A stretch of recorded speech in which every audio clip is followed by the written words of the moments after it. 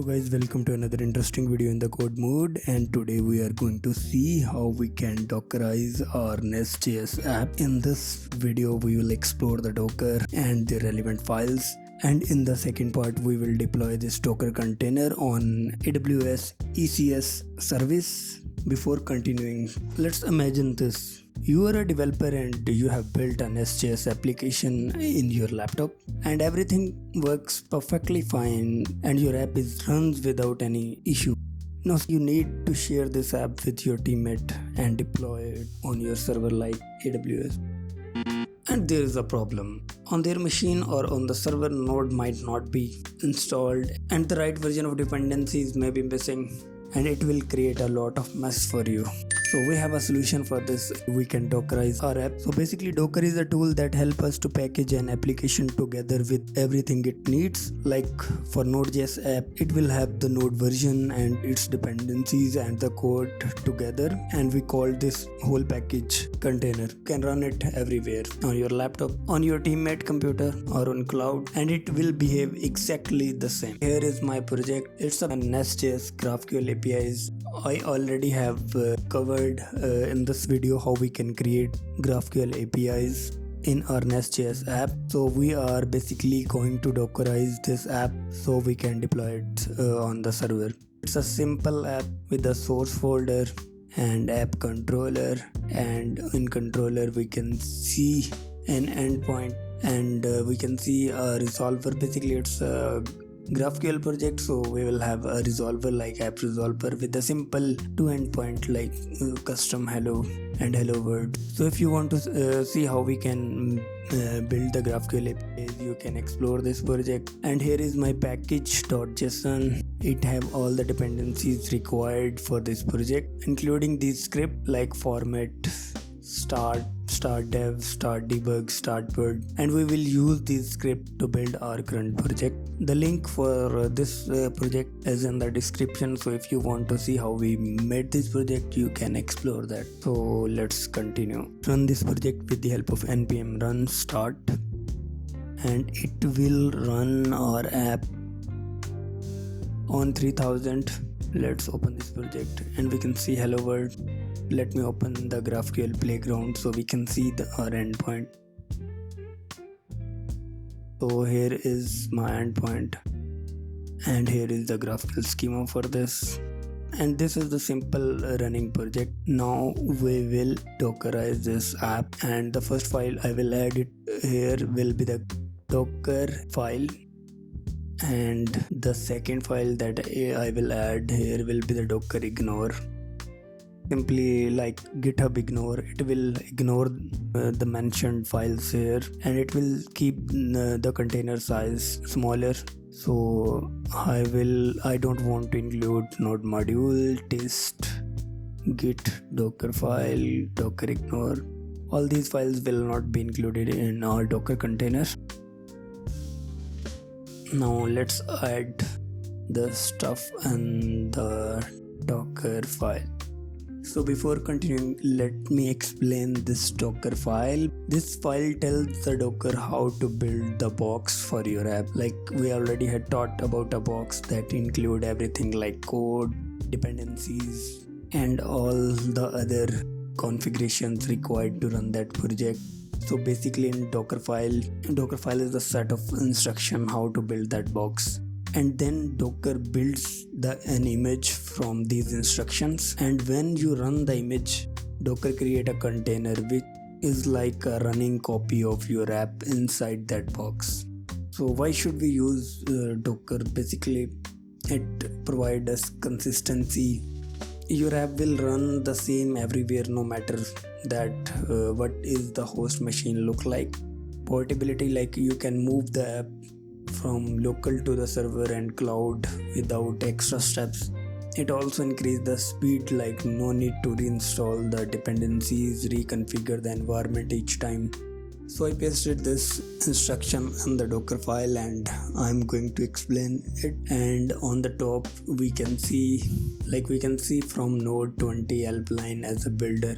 So it's Alpine is a lightweight Linux distribution that makes your image much smaller, faster pulls and faster to deploy. So there might be a question in your mind, do we always use Node as the base image? If your app is built in something related to Node like NestJS, Express, Next or Angular, yes, you can use Node image.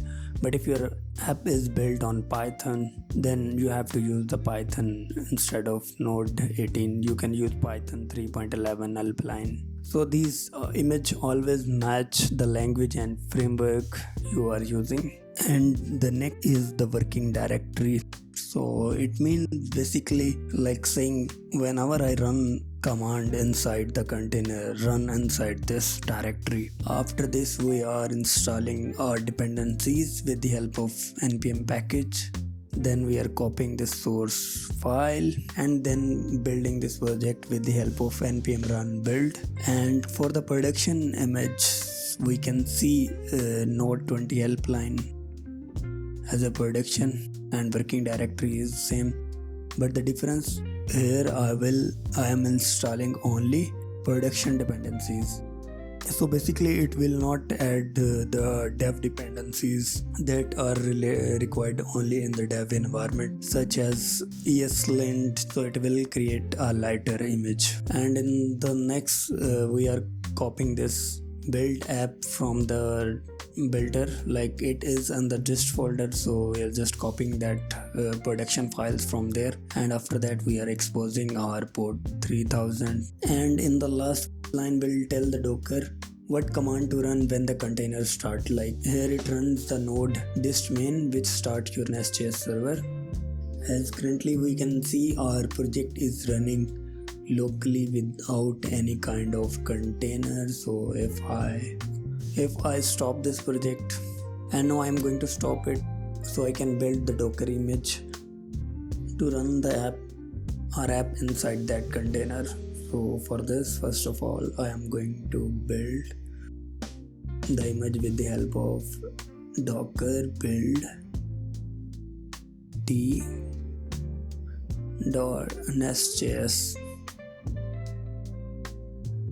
NestJS GraphQL.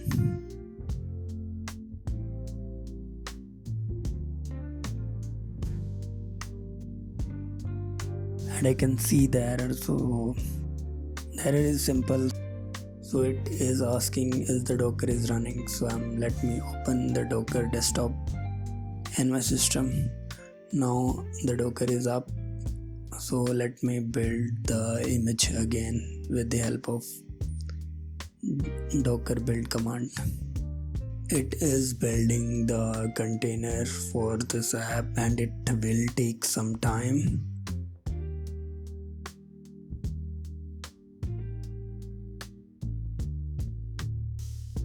Alright, so our docker image has been completed. Now we have to run this with the help of docker run command. Alright, we can see, let me rerun this project.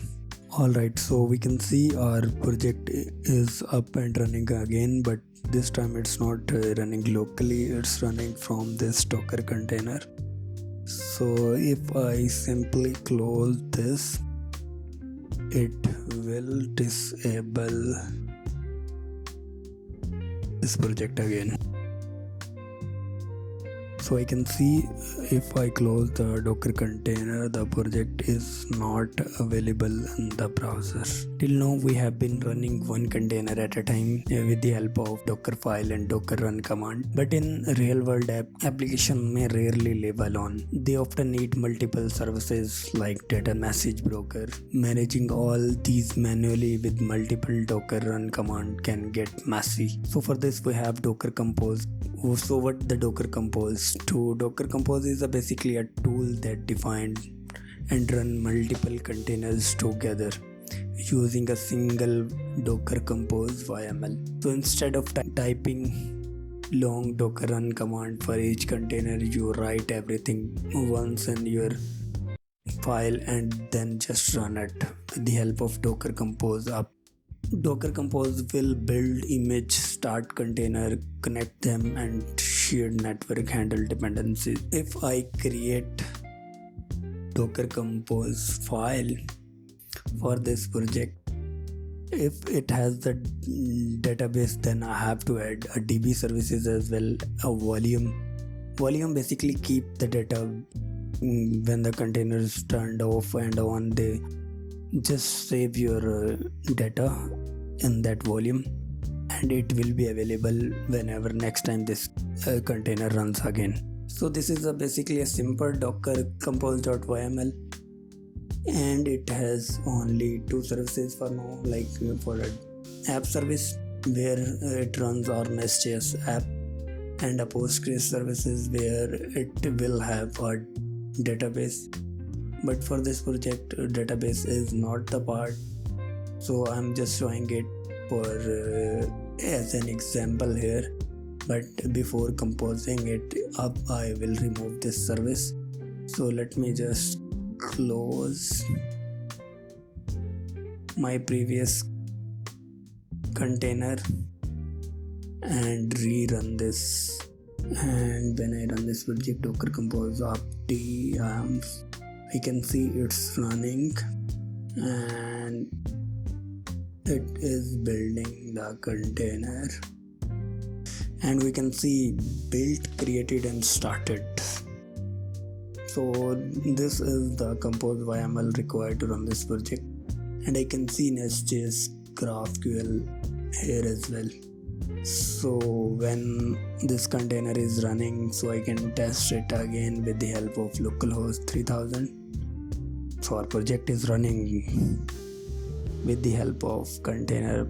So in this we can see made really easy for us to make the container with the help of this docker compose YML. It is not recommended to create a single container for production, but we can use this docker compose for the dev environment. Like it will make a really smooth experience for every developers who is running the same project to run all the dependencies all at once with the help of simple docker compose file. So that's all for this video. So if you really like it, please don't forget to like, share, and subscribe to my channel, as it will help us to create more useful content. Have a great day.